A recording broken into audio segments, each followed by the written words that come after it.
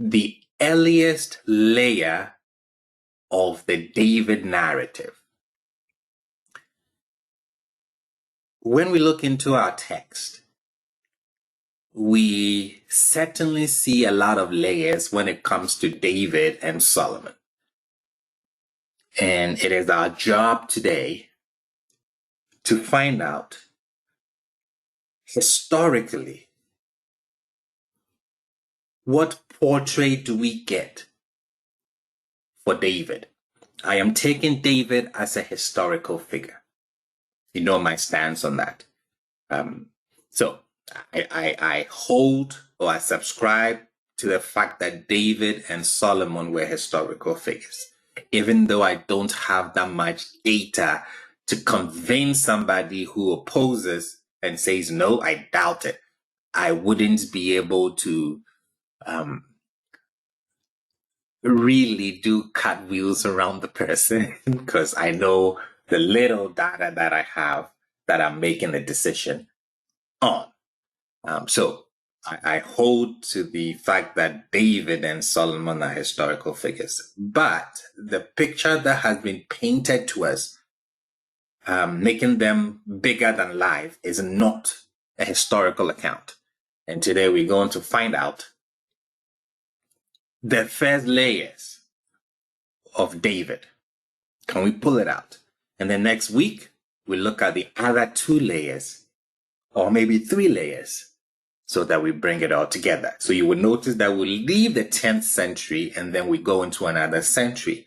And the farther we go from the 10th century, the juicier the portrait of David becomes. So to do that, I'm going to do some recap, and then set us up to discover who this guy was and what he really looked like. At the beginning of this series, we talked about how Canaan of the late Bronze Age was divided territorially into a system of city-states. And these city-states were dominated by an Egyptian administrative and military system.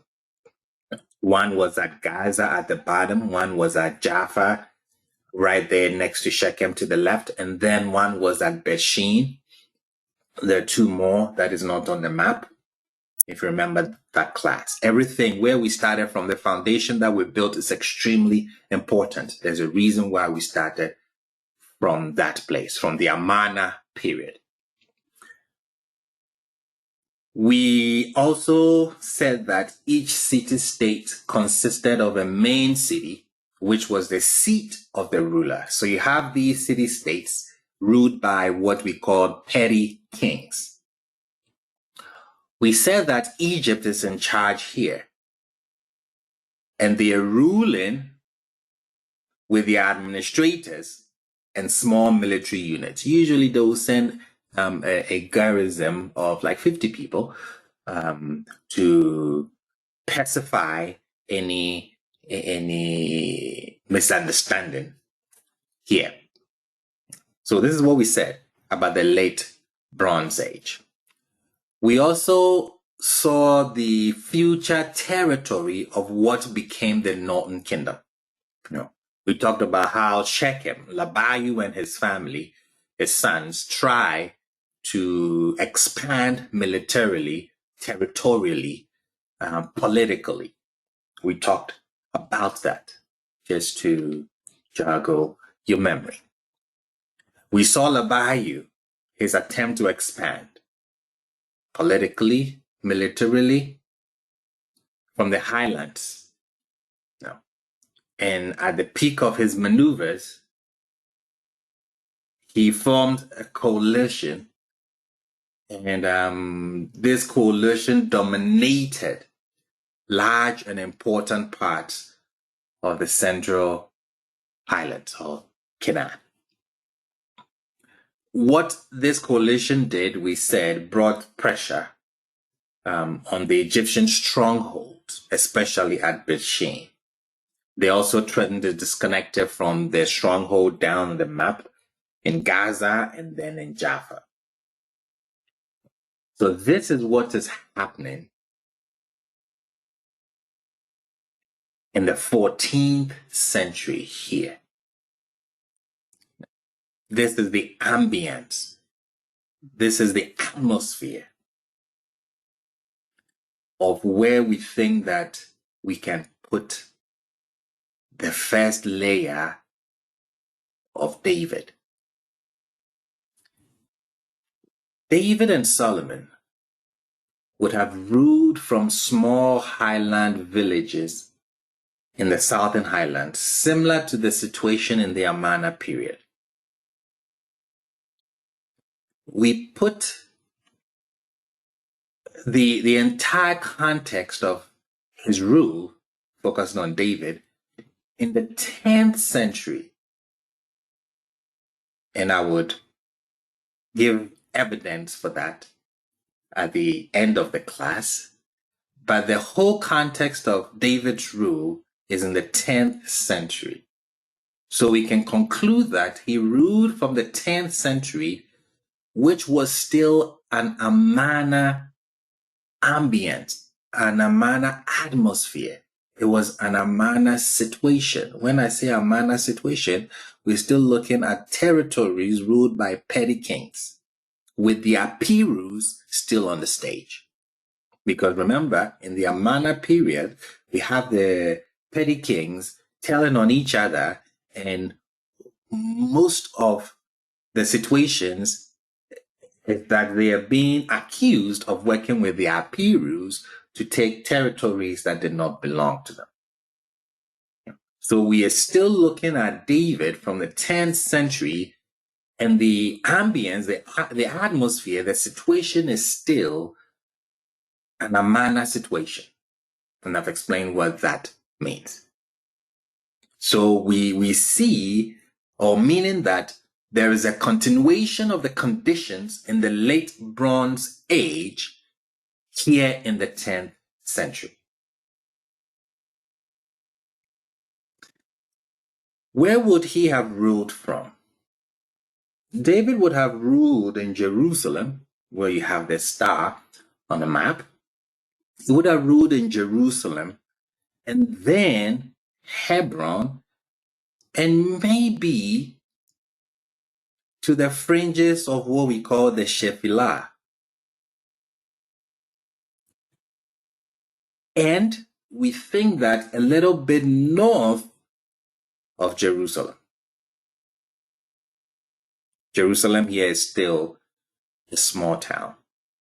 This place is sparsely settled. So from Jerusalem, we have ruled Hebron, and then to the fringes of the Shephelah, Keilah, put that in your spirit, very important. Look at where Gath is, very important. And also a little north of Jerusalem. This is where he would have ruled. Any contributions here, questions here? Or should I move on? I want to go slowly so that we are all on the same page.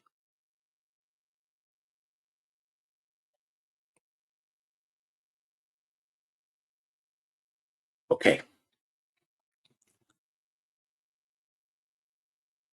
So who are the Kerethites? These are the Philistines. They are Philistine, what should I call them? We find them in David's army. They are like the elite force. There's another one. It starts with the P. I've forgotten the name, but yes.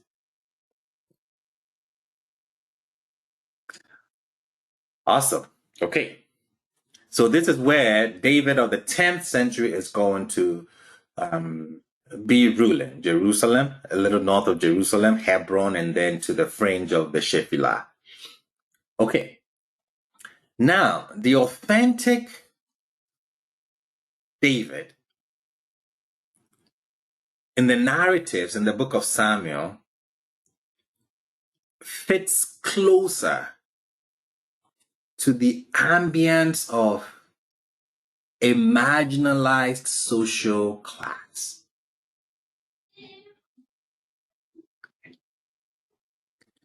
These were those called the Habiru or the Apiru. We have to put him in this atmosphere because this is the atmosphere that we have in the 10th century. The Apiru,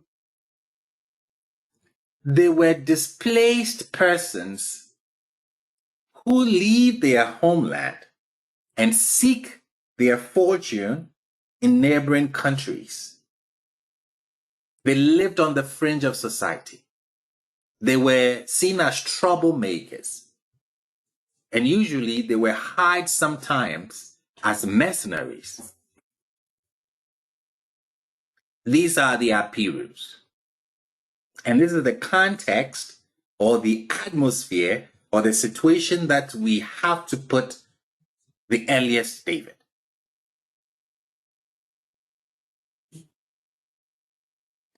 In the biblical text, which supports this, we see descriptions of David as a leader of a band of people, making him possibly an Apiru, a leader of a band of troublemakers, of people who lived on the fringe of society, people who have left their homeland and they seek fortunes in neighboring countries. Can we look into the biblical text and point out this Apiru ambient, Apiru situations, Apiru atmosphere, activities of an Apiru group? Can we do that? Most certainly. What is the first narrative that comes in mind when we talk about an Apiru ambience surrounding David? Because he's an Apiru, he's a leader of a band of Apirus, if I can say that. What narrative can you go to say that this testifies or this supports a 10th century reality? A very famous one.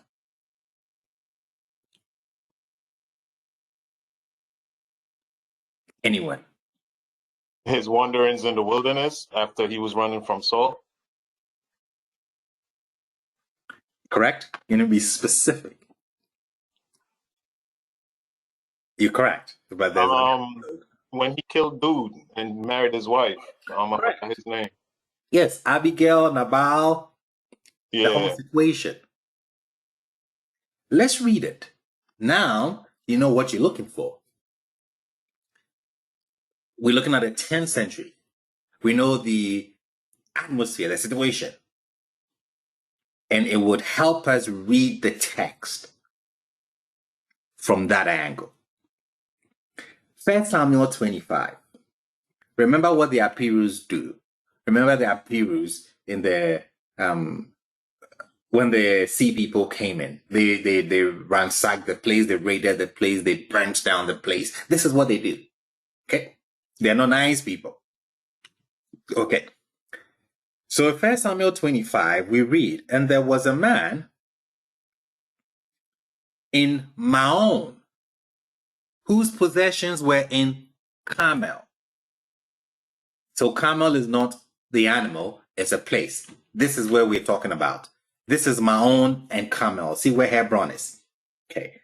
So this is where the place that we're talking about is south of Hebron, is in the territory that we put David in. We're looking at the 10th century. Okay. Now, you guys asked me to show the maps, which really, really helps. I can testify to that.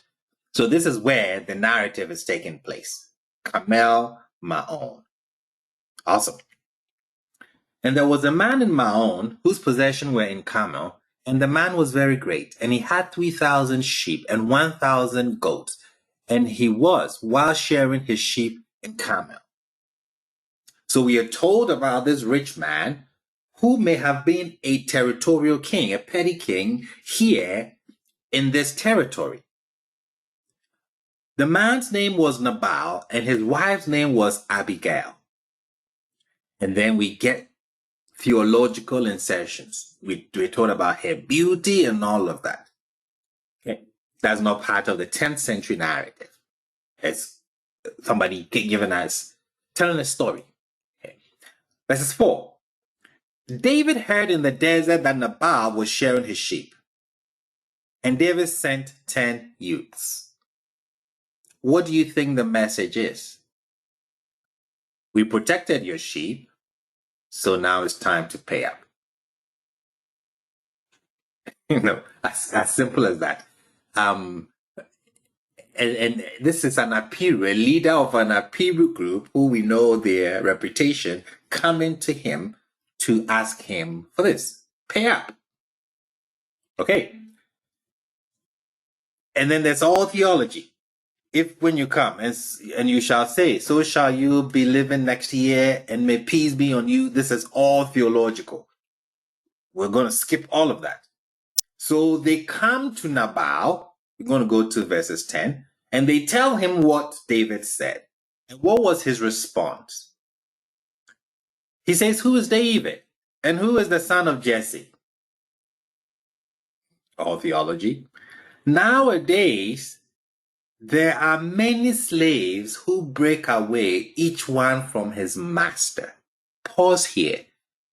What is Nabal calling David with that statement?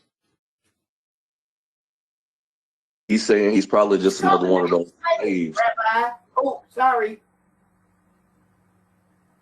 He's calling him a slave. And said, go back and tell David that. Okay, awesome. That is true.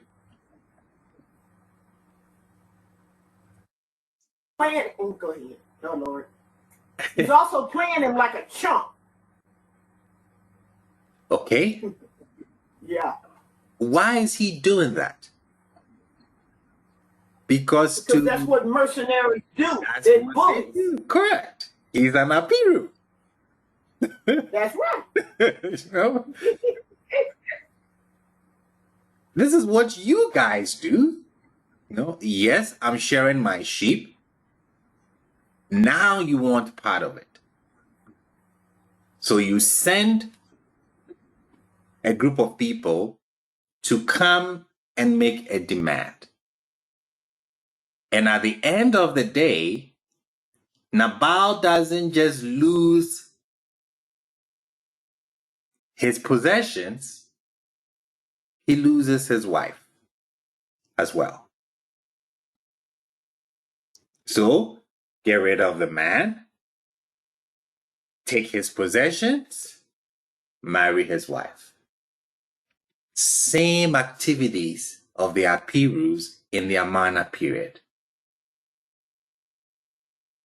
where we had these petty kings, everyone veering for power.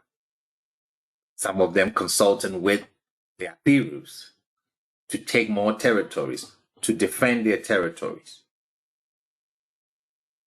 So the text captures the situation in the 10th century, but the writers who are writing later, from a theological point of view, have put all these languages, this dialogue, this back and forth to tell a story. I would explain why they're doing that when we do part 2 or 3 of David, when we get to the later centuries.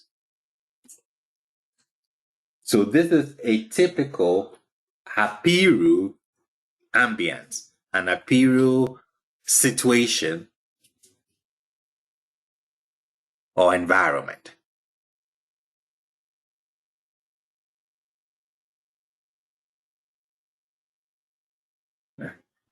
Awesome. Okay. Now, another one that is most telling is David and his rescue of the city of Keilah. We see that in 1 Samuel 23. We are told, and they told David, saying, Behold, the Philistines are waging war against Keilah.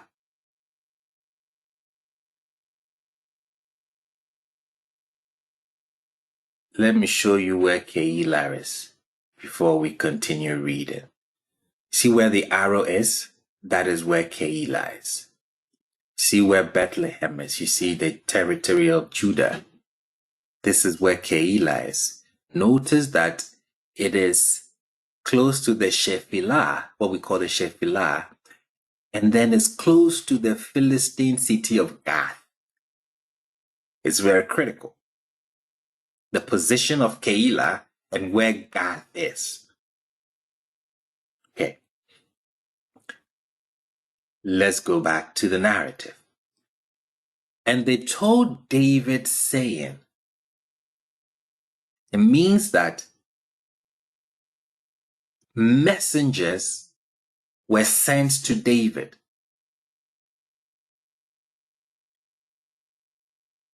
The Philistines are waging war against Keilah, and they are pillaging the threshing floors. And David inquired of Yud-Heh-Vav, saying, Shall I go and smite these Philistines? All theology here. Now, verses 1, pure historical. Verses 2, theology. Okay. And Yud-Heh-Vav said to David, Go, and you shall smite the Philistines, and save Keilah.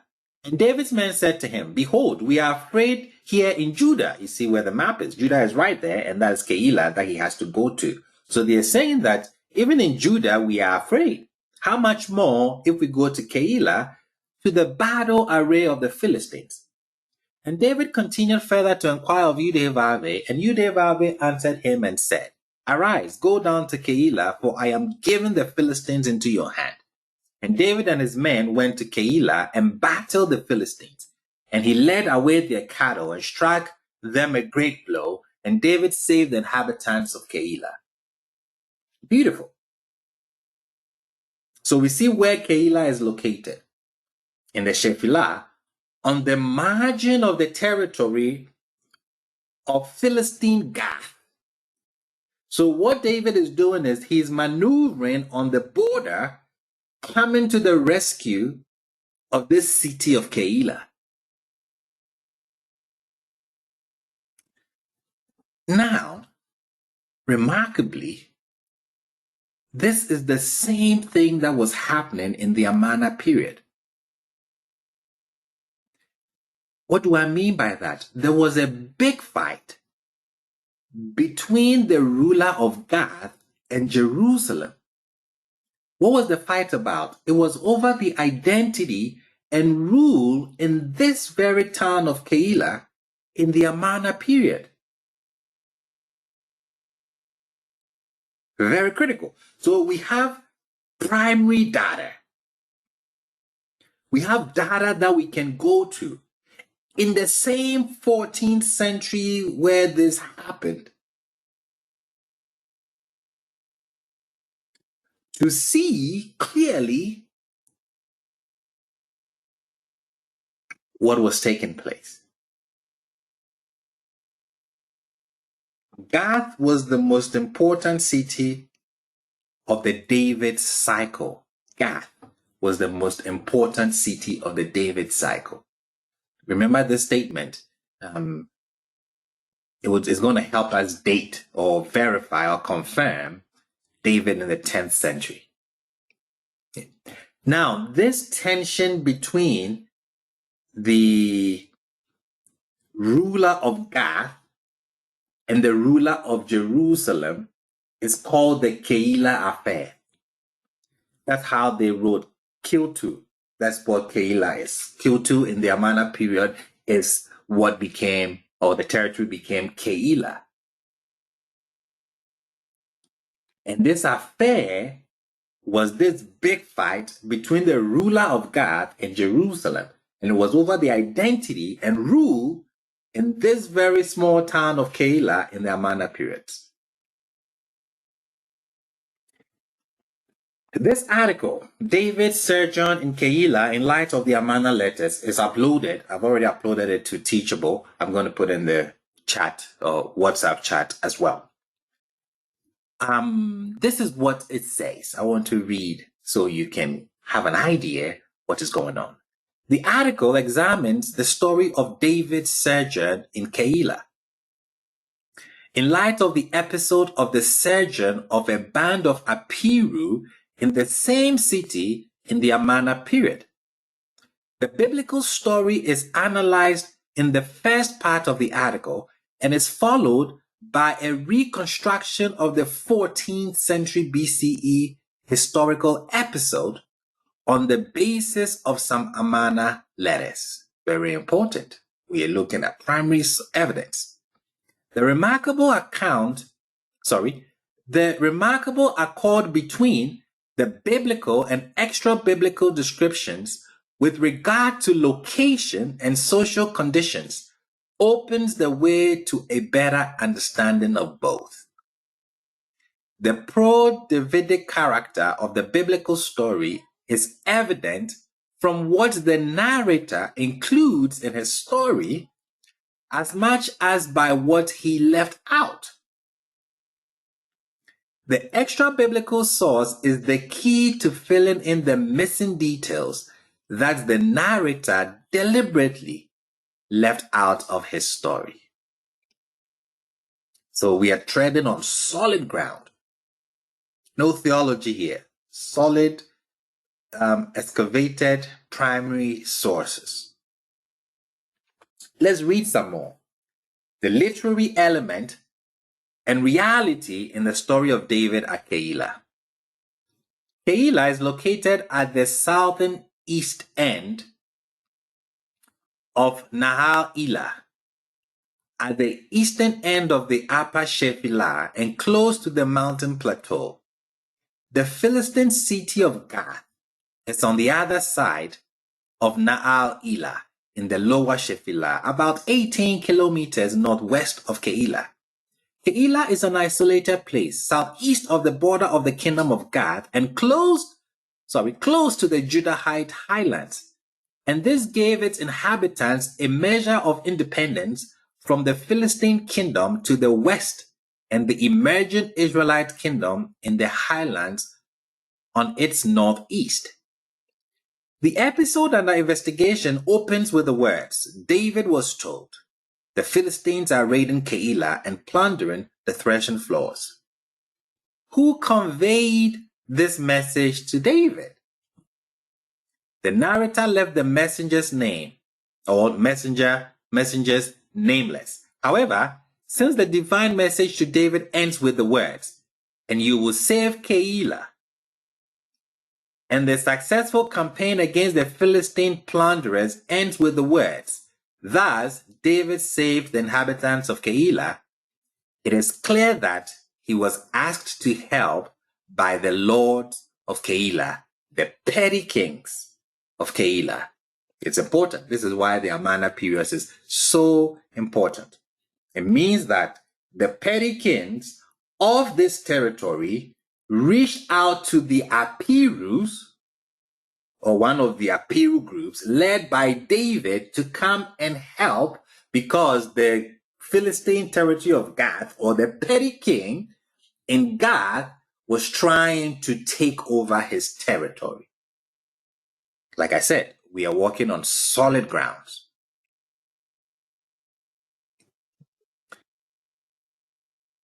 This is what is happening.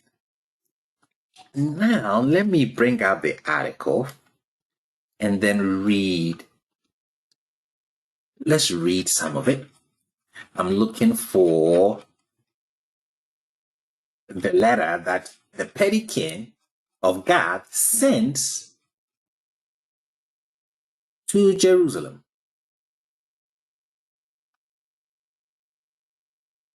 Let's see.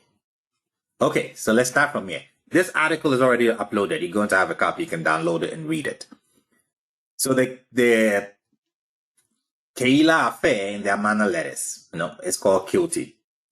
The crisis centered on biblical Keilah in the Amaah period will be analyzed in details in a forthcoming article. What follows is a brief presentation of the data of the Amaah episode and my reconstruction of the historical event. The earliest letter that deals with the Keilah Affair was written by Shuwadata, king of Gath. He described the situation in Keilah as follows. May the king, my lord, know that the land of the king, my lord, is lost by going forth to Keilah to the rebels, the Habiru. May the king permit me to wage war. May the king, my lord, write to his mayors so that we may attack them and drive out the rebels from the land of the king, my lord. So this is a letter written in the 14th century when it was happening. So like I said, we are treading on very solid ground. No theology, no making things up. This is primary source. So the article continues. Shuwadata uses the pejorative term rebels in the same way that other rulers use the term Habiru. The identity of these rebels is not disclosed in this letter. Abdi-Heba, the guy in Jerusalem who's always complaining, king of Jerusalem, describes in greater detail the rebellion at Keilah. Unfortunately, the text is partly broken and its restoration uncertain. Abdi-Heba first accuses his enemies, who remain unnamed, of bringing rebels into Keilah and supplying them with weapons. He then accuses the three major city-states of southern Canaan, Giza, Ashkelon, and Lachish, of provisioning the rebels with food and oil, and asks the Pharaoh to send his troops to crush the rebellion. Finally, he accuses the ruler of Giza, the petty king of Giza, and Labayu's sons of instigating the rebellion in the land. A third letter written by Shuwadata refers to the crashing of the rebellion, here is a translation. So we read the Amaah letters, EA 366, verse 11, line 11 to 27. May the king, my lord, be informed that the Habiru who rose up against the land, the God of the king, my lord, gave to me, and I smote him. And may the king, my lord, be informed that all my brothers have abandoned me. Only Abdi-Heba and I have been at war with the Habirus. Surata, the ruler of Akko, and Endurata, the ruler of Asher. These two also have hastened to my aid with 50 chariots, and now they are on my side in the war. This is primary source, primary evidence of the situation that is happening at the time of the Amaah period. And we see the same situation happening still in the 10th century. Same thing. Gath attacks Keilah. The petty king sends word to an Habiru group, which David is the head of, and they come to the rescue of Keilah as an Habiru group.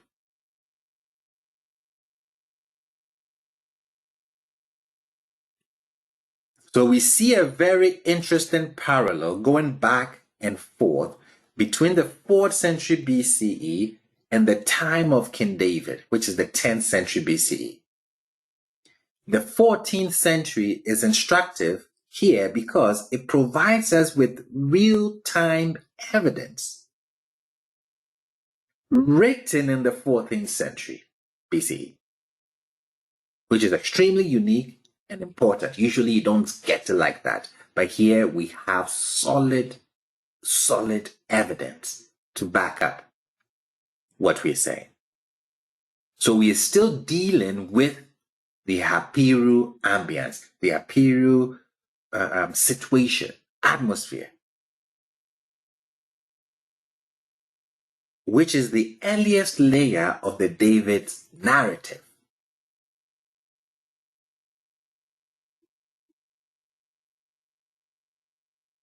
Before we go on, any comments, questions, contributions here? Rabbi, perhaps this story, okay, I'm gonna lean toward this story never happened. And somebody had just copied this story later and wrote it in the book, not plagiarizing, but taking the story that happened prior and tacking it or attaching it to David. I don't bit more believe it happened than man in the moon. It's possible, correct.